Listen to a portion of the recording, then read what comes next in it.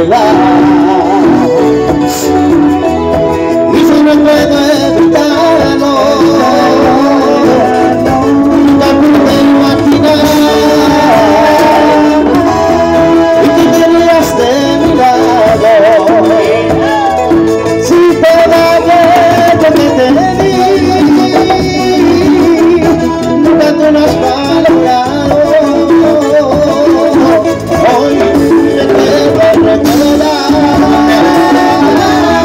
y entender que ya es un pasado. Tengo que aprender a vivir sin ti, a quererte en silencio, a vivir y a quedarme sin tus besos, a vivir sin ti, y a quererte en silencio, a vivir sin ti. Encuentro familiar, las palmas arriba.